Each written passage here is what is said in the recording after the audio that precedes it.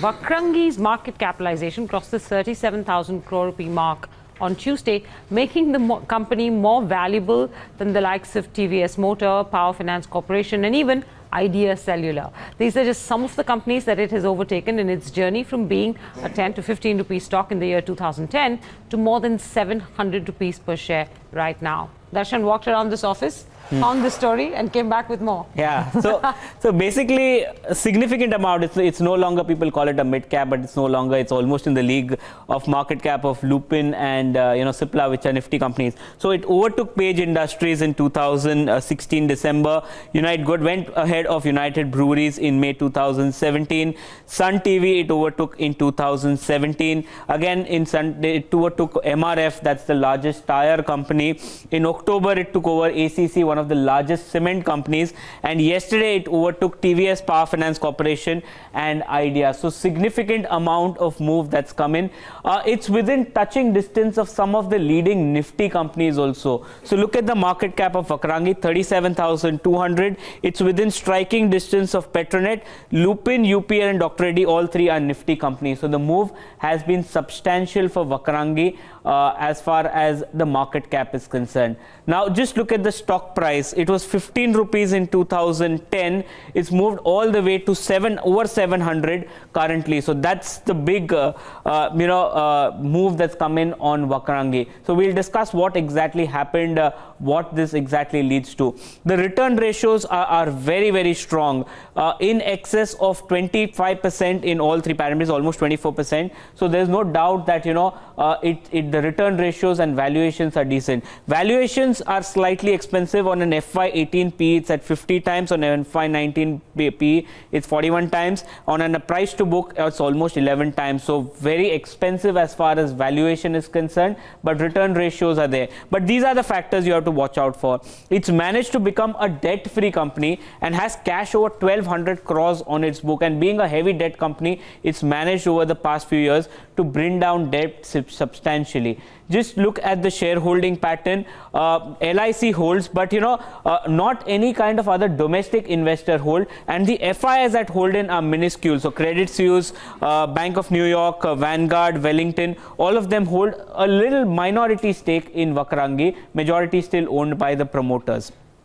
Now, as far as the other factors that you have to watch out for VAKRANGEE is what they've managed to do significantly in terms of what they've created. So, has been paying dividends since 2007 and a bonus issue of 1:1. So, basically, Neeraj, this is the broad contours of what VAKRANGEE is. So, that's what we are talking about. An interesting revenue breakup as well. I think they've been talking about how that e-Kendra revenues need to move up. I think in an interview to us a month and a half ago is when he had mentioned that the run rate of the e-Kendra outlets over the course of the next 12 to 18 odd months would be significantly higher as well. That's what I'm talking about. Why did this move come? What has changed for VAKRANGEE? So in FY14, 39% of its revenues came in from the Kendra business and 61% came in from the legacy e-governance business. And look at the change from a 39%. So far, it's moved to 76%, and by FY20, the management believes entirely everything will be the Kendra business. They will get out of the e-governance or the legacy business. So that is something that has changed significantly for VAKRANGEE. The next point that we would want to make on VAKRANGEE is the fact that margins for the e-governance business are much higher compared to the Kendra business, but the Kendra business is a franchisee model, and that actually helps them reduce their interest cost significantly, and that will flow to the bottom line. What works significantly for them is the Kendra business has no capex, so it's a franchisee model, and setup cost is anywhere between 1.5 to 2 lakhs in rural areas, and anywhere between 60,000 to 90,000 in the urban area. So VAKRANGEE does not have to do this. They provide them the infrastructure. The franchisee owner does that, and a franchisee owners pay them a commission of anywhere between 20 to 35%. That is what VAKRANGEE gets, and that is where the money is coming in, and that is what they want to go in. The financials have improved drastically. Look at the revenues. From a revenue of 2,700 crores in FY15, they've done 4,000 crores in FY17, and in the first half, they've already done 2,800 crores here. So they will exceed the number there. Look at the EPS of 6 7, 10. They've done 10 in FY17. In the half year, they've already done 7. And the margins are coming down because, you know, the EPS, the Kendra model has a lower margin, but that flows directly into the EPS because they are saving significantly on the interest cost. So that is where they are playing in. Margins will be stable, but they're looking to increase the profitability of the company. So these are the financial. Now, what is working for VAKRANGEE? First of all, the fact is the inclusion in the MSCI large cap and S&P BSE 100 will actually include a lot of these global funds will actually put in money, and that is why that is moving. It's moving out of this legacy e-commerce business where the margins are higher, but the interest cost is extremely high. It hopes to meet more than double the number of Kendras from the, they expect that, you know, 75,000 Kendras will come in from the existing 35,000 by FY20, and tie-up with IOC is big. 20,000 petrol pumps is where they will have their e-Kendras. They will have their tie-ups with Amazon. That is doing extremely well for them. Apart from it, they will focus on other states like UP, Bihar and MP. So they are looking to go state by state and increase the other thing. Obviously, with all this, there are risks also that are involved, which we would want to point out.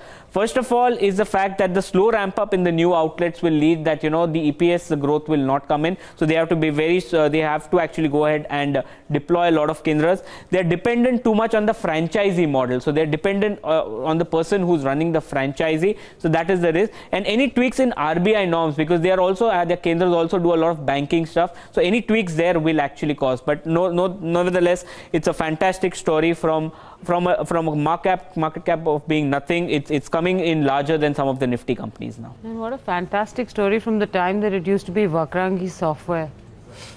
Do you remember that? Yeah, but I'm missing the point here, sorry. No, just the change in business model. I mean, at one time it was a, you know, also ran software company, and I think now it's changed dramatically into being a e-services provider through a variety of retail outlets. I think their website says they want to have 75,000. That's their target of e-Kendras or VAKRANGEE centers across the country.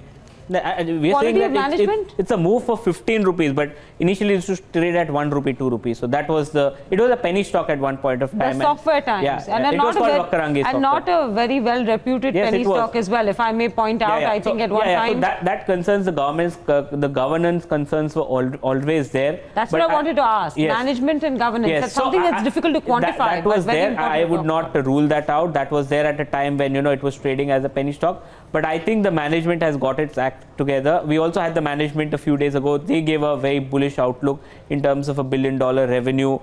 So I think they've managed to get their act right. I don't know what it was. The name was, you never know what they've done. But I think that the numbers are showing. I don't know how it will pan out, but the story seems. There are no competitors in this space? I think the only competitor, there are no competitors here at least. The only competitor that could come in the governance project is BLS International, which does the visa work.